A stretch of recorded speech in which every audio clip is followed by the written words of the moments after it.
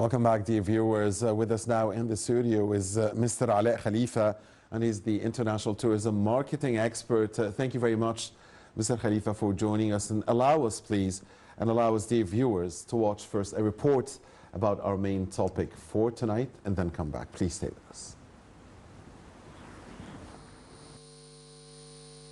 The CBE stated in its report on the performance of the absence of payments that Egypt's tourism revenues increased to a record about $8.2 billion during the period from July 2021 until the end of March 2022, compared to about $3.1 billion during the comparable period of the previous fiscal year. This came despite the absence of tourists from Russia and Ukraine since the outbreak of the crisis between them and the negative effects on the tourism movement. In February, the CBE announced that Egypt's tourism revenues increased during the first quarter of the current fiscal year by 253.3% on an annual basis. The CBE stated in its report on the performance of the balance of payments that Egypt has achieved $2.83 billion in tourism revenues during the period from July to the end of last September, compared to $801 million during the same period in the previous fiscal year. The tourism movement in Egypt witnessed an improvement during 2021 with the start of the emergence of vaccines for coronavirus and the recovery of air traffic and countries' economies from the negative repercussions of the virus during 2020. Prime Minister Mustafa Madbouli said in a televised statement that the government wants to reach more than triple annual tourism revenues over the next 3 years. Speaking during a tour of the COP27 venue in Sharm el-Sheikh, the Prime Minister also said that the government is aiming to increase revenues to $30 billion up from almost $9 billion last year, as it tries to help the sector recover from years of disruption.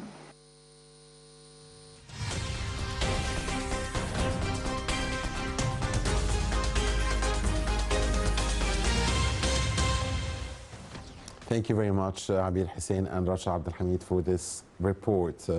Back here in the studio with our dear guest, Mr. Alaa Khalifa, international tourism marketing expert. Mr. Khalifa, Egypt, you know, the name Egypt markets itself. The treasures that Egypt have market themselves. But marketing is needed and is always needed to get the best outcome. So could you introduce us to what you see as the current main strategies for marketing Egypt as a top destination? First of all, we as a country, we need to all the time refine our marketing strategies, especially when marketing a very important industry such as tourism industry, which is extremely important right now to the local economy. The economy of Egypt is at its peak received between 12 to 13 billion US dollar. You know, at that time, the best time was 2019. And so far we have not reached this breaking point. And we need to, and we had gone through different global events such as the COVID-19 virus and the crisis and the war between Russia and Ukraine.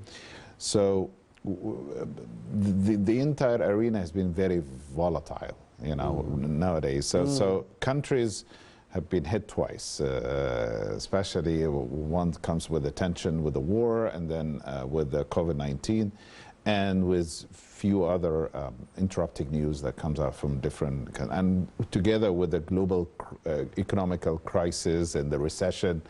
So there is a need by all destination marketing organizations in every country around the world is to refine the plans, is to put new strategies, and to look where the points of weaknesses and start to make them much stronger.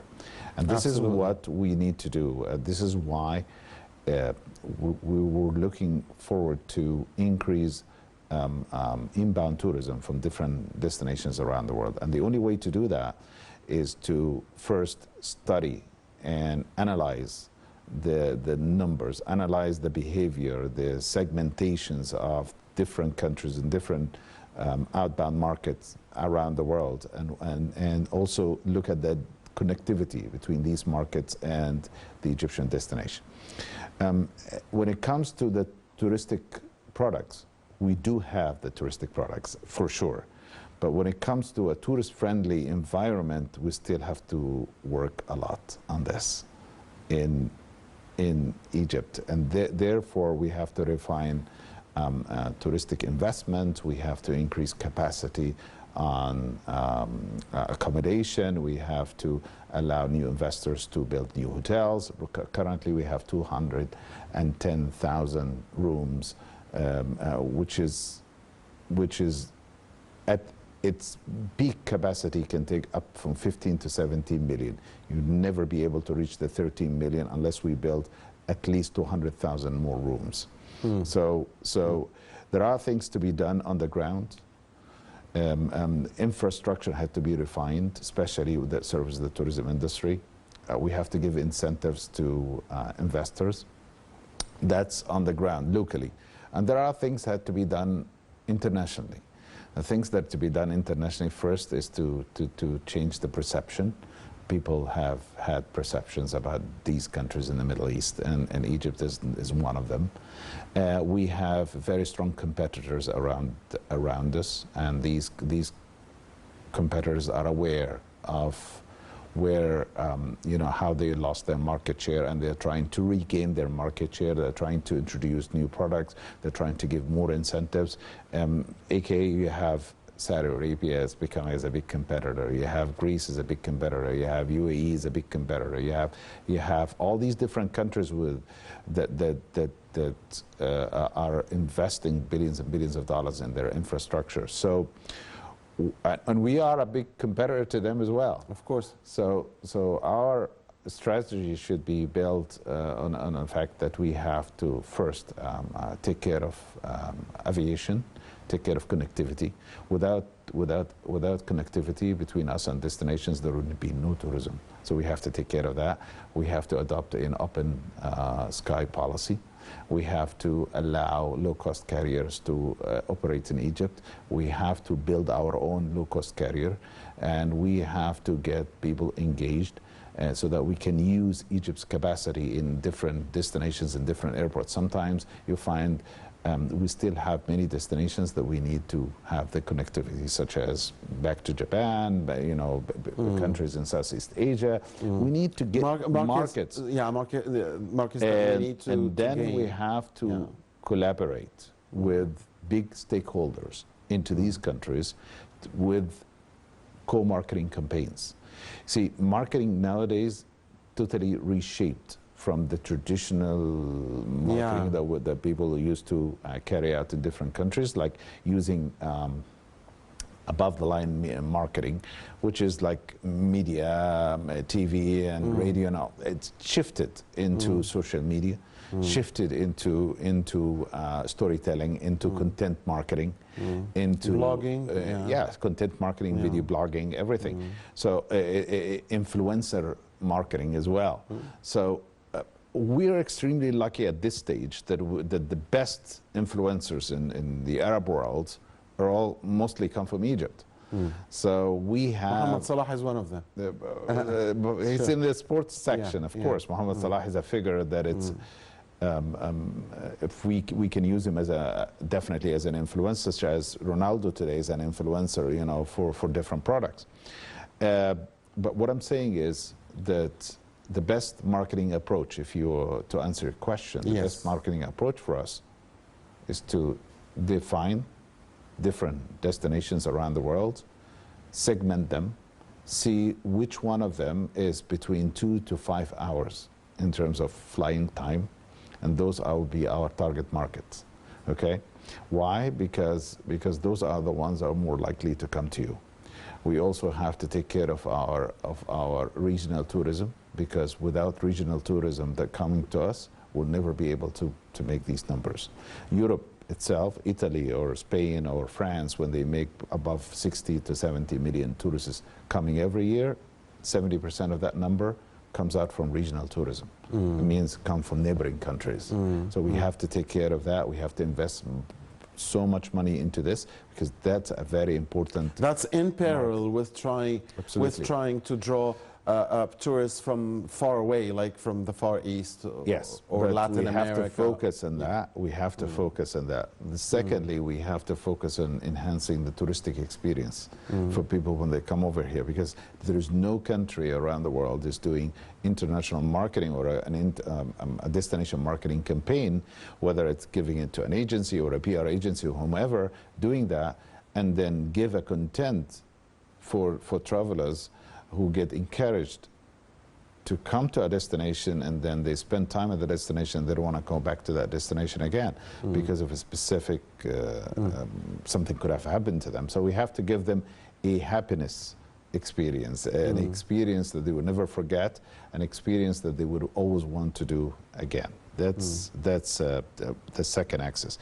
The third axis is to market local brands in Egypt individually and separately.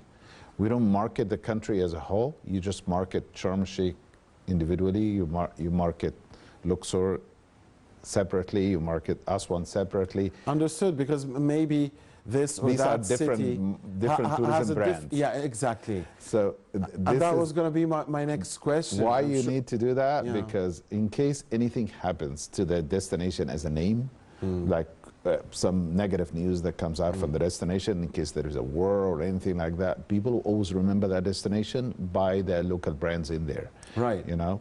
And surely the local brand is connected to the type of tourism that this city or area enjoys. And that was going to be my next question. The touristic product. Yeah. Exactly. So I'm sure that, Mr. Khalifa, that the marketing strategy differs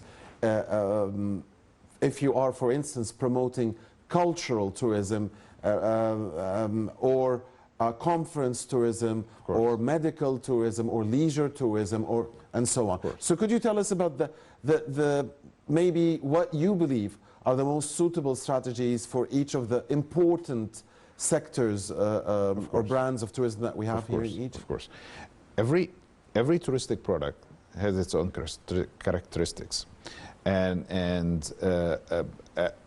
it has its own targeting consumer.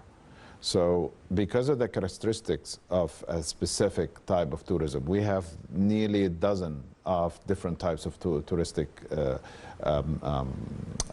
I would say activities, sectors or activities in Egypt. Or brands. So we have medical tourism, we have cultural tourism, we have leisure tourism, we have beach tourism, we have so different types. We have MICE, we have conferences and meetings, and so all these different types of tourism, each one of them, they have their own characteristics, and they have its own. There's the religious tourism, I guess. On audience as well. And so what we need to do is just search out where those audience for this type of tourism, and then we target them. And then we target them based on a specific demographics.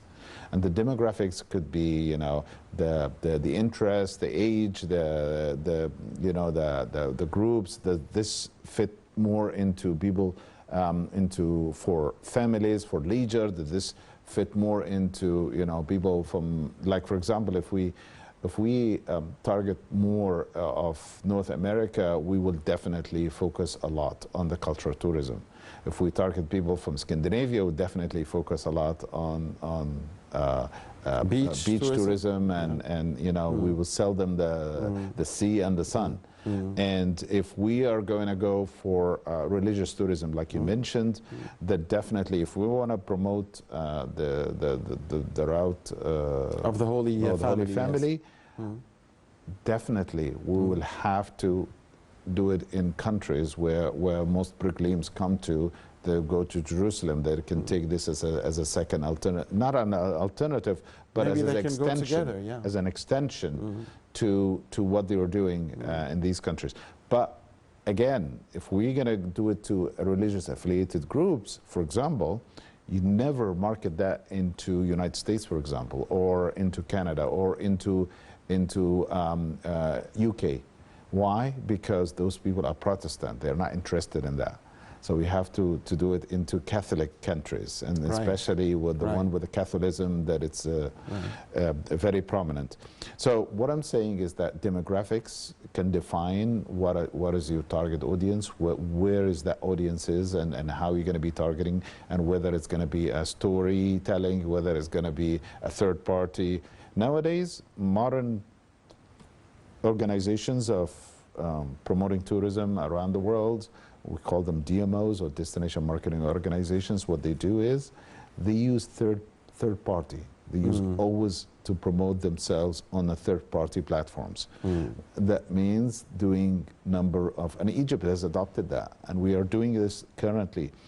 Do co-marketing between partners who are interested to bring people to your destination. The more you bring, the more co-marketing we give, the more support we give you, the more financially financial support that we give you for your marketing campaigns. And this is what we have been doing this for low-cost carriers. We have been doing this for charter flights. We have been doing this also for big tour operators, especially in Europe.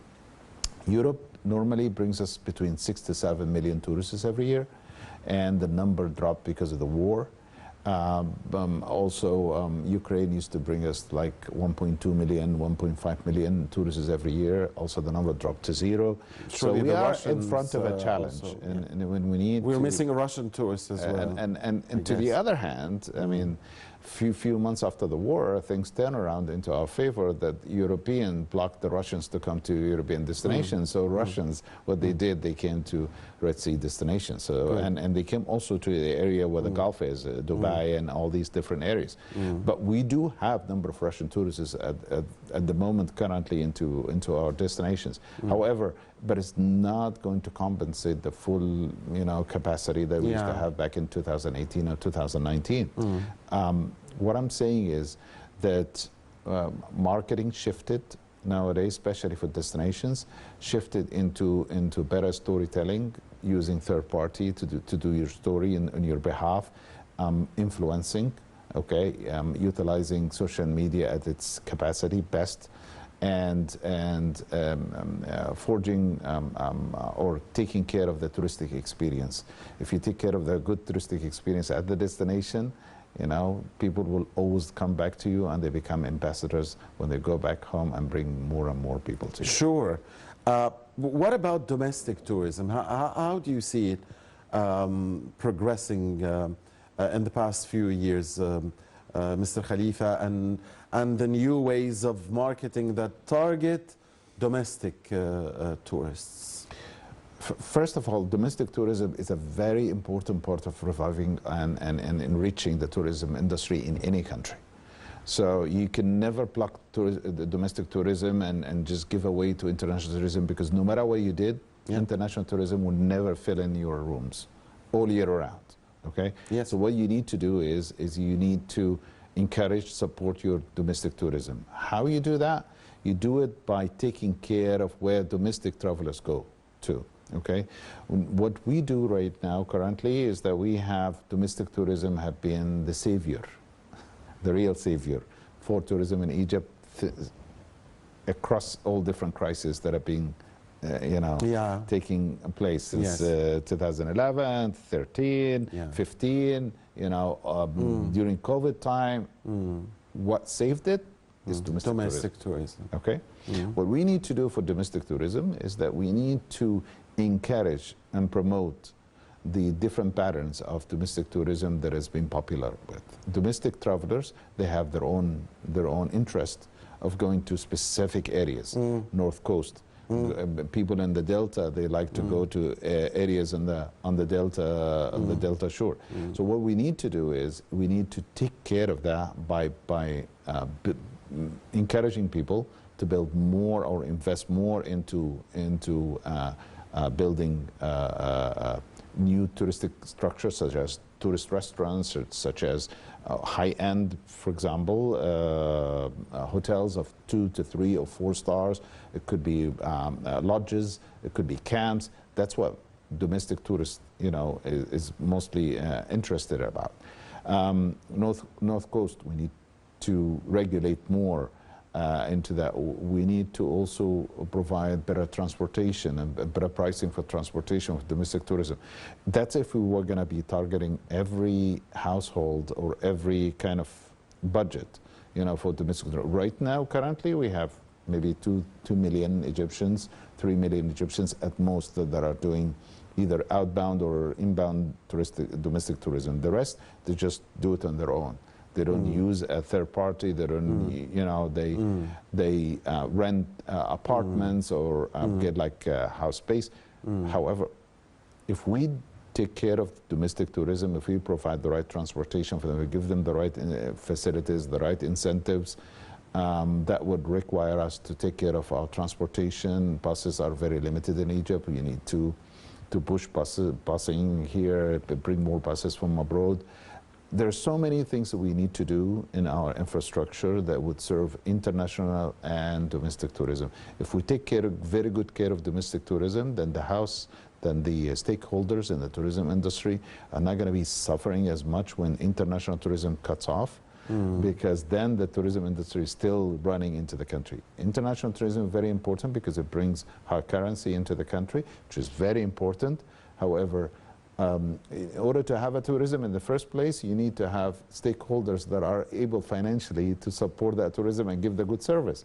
So the only way to do that is to have them, you know, engage with more domestic tourism. This will automatically raise the bar for the pricing, you know. And right now we say, hey, we sell the destination so cheaply, but take care of that domestic tourism. Embarrass with international tourism, with the right targeting, with the right marketing plan, the right marketing strategy, segment the different brands, you know, and segment the different worlds, the different countries in the world that are your outbound markets, and give them do different marketing campaigns separately. And what you will get a tremendous increase in the number of arrivals.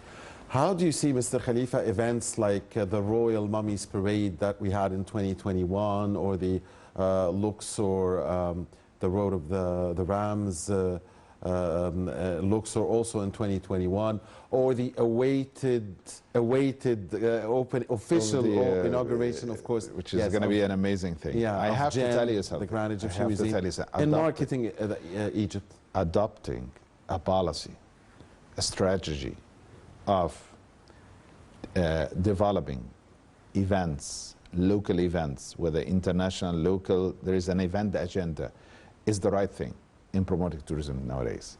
If you don't have an agenda for events, if you don't have these mega events, the things that can bring very positive news out of the destination, then people will forget about you, okay? So what we're doing right now, perfect. It's that we are in the right track, putting out all these different events. Ricci in Luxor, there was an event, you know, for that designer. There was another one for Cartier. There was another one just recently. There was the upcoming. I think at the end of the year there is an amazing event. It's called Seven Wonders at the Pyramids. There is another event, as you mentioned before, for transporting the mummies to the Museum of Civilization, and the opening up of the Avenue of Sphinxes and the Ram Avenue Sphinxes. Yeah, with the presence of His Excellency the President himself. And of course, which is a tremendous opportunity for us to push the destination worldwide. I've met people who come to that destination and they still remember the footage that they have seen in TV, you know, about these and how the opening of the route or them transporting the mummies, and they were so impressed. The more positive news that we bring out of our destination in terms of events is more better awareness, and better awareness means engagement, and engagement at the end of the day is going to be conversion, whether that conversion happens in the same year or the next following year. I have a question, Mr. Khalifa, regarding the difference between foreign tourism and domestic tourism when it comes to creating jobs. We've always said that, you know, tourism is a key earner of foreign currency here in Egypt, and that is true, and that it creates millions of direct and indirect jobs, and that is also correct. But I want to know whether foreign or domestic tourism helps more in creating the direct and indirect jobs. There are, first of all, you have to know that in any economy around the world, any economy, there are three major engines for that economy. First is industry, then agriculture, right, and then logistics. So those are the three of the service industry. So you have like three services, and technology is involved in all of includes those financial sectors, services, includes health, education, health and education, everything. Tourism comes as a sub-directory after that, okay, into the services one. But tourism is a very important sub-directory of the economy of any country. Why?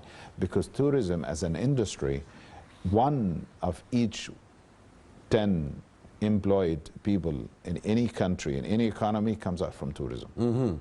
So it's not just in Egypt? Everywhere around the world, okay? So tourism as an industry, it presents an intangible kind of services, okay? It's like an export industry. What you do in tourism is that you actually have direct industries that are operated, that are serving tourism, and indirect industries. And the amount of indirect industries that tourism is serving nearly can go up to 40 other industries. So they're all connected. And because of the other industries that are serving, that have been served by tourism, that is a major engine for decreasing the unemployment rate in any country. For example, you get people working on the, serving at hotels. People, working in factories that are doing hotel utilities and things that hotels are needed. People working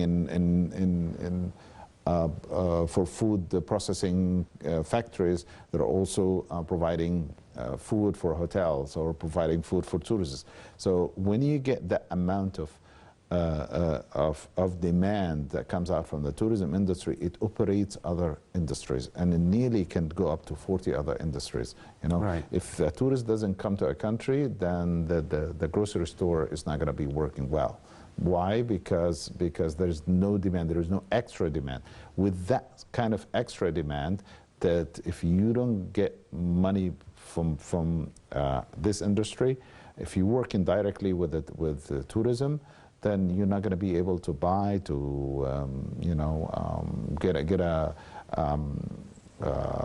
buy your groceries from somewhere. You're not going to be able to take a taxi. You're not going to be able to afford this. So many things. So it cuts off major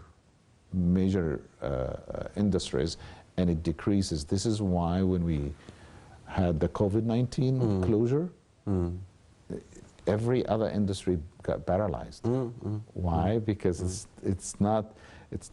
yes, domestic tourism helped it and saved it, but tourism right nowadays is one of the biggest factors for decreasing unemployment rate in any country. And I wonder, Mr. Khalifa, what type of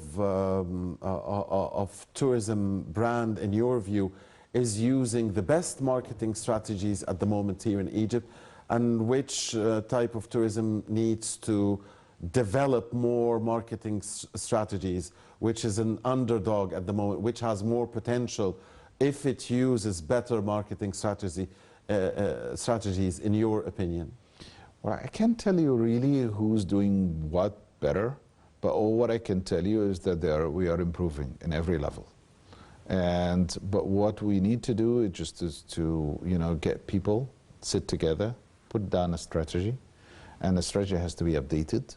And then we have to encourage governors in every governorate is to take tourism as a priority. That's the first thing, because that's what's happening in Europe. That's what's happening around the world. If you go around the world, you find this mayor is taking care of tourism, or this mayor, they're competing with each other. Who's attracting more and more tourists, to his destinations? So we need to get our governors to take care of tourism inside their own, whether that tourism pattern could be international or domestic, by refining the infrastructure, by giving more facilities and more support to stakeholders in the industry, by engaging them, That's very, very important. I think Sharm el-Sheikh is doing a great job in this regard. Hurghada is doing an amazing job, you know, handling all those thousands of people or millions of people that come to Hurghada every year. Luxor is doing a great job as well. We have great people in Luxor also looking after tourism. I think most of the touristic destinations nowadays are doing a great job providing the best service or better service to international travelers, because right now a lot of people are realizing how important that to their local economies. Finally, a question, Mr. Khalifa, that always pops to my mind personally over the years is, how much of the potential have we achieved when it comes to tourism? Because again, as you know, it's very clear, it needs, it's not an overstatement, and it's not Egypt, but you know, the name Egypt markets itself. The treasures that we have market themselves. So how much do we have to go up? I mean, how many percent have we achieved of our potential? Because a lot of us as Egyptians truly believe in our heritage and in our treasures. We believe sky is the limit. So we just want to know, how much have we achieved and how much do we have to go up in this specific area? Tourism has been coming to Egypt since the last 200 years, okay? And the amount of travelers are increasing and decreasing based on the current events that are happening around us. What we are good at is that we have the right weather, we have the sun to sell, we have the right cultural tourism to sell and every other thing.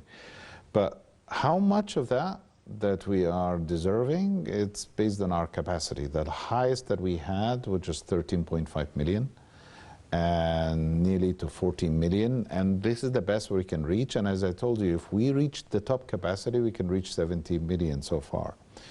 But 17 if we have, right. If we have every hotel filled out throughout the year, but we Egyptians are jealous. We are jealous. We see other countries getting 60 and 70, yes, and a tourist for each citizen. I mean, that's we have to also